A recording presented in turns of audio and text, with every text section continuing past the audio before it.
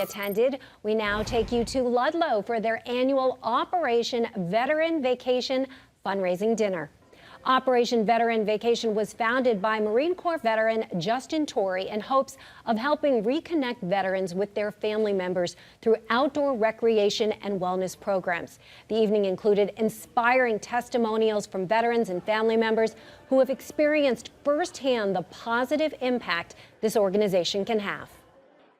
My favorite thing when it comes to doing these events, and it's a little bit selfish, is hearing the testimonials and how much people enjoy the programs and how much it's benefiting their lives. Now, the fundraiser was held last night at the Portuguese American Club in Ludlow.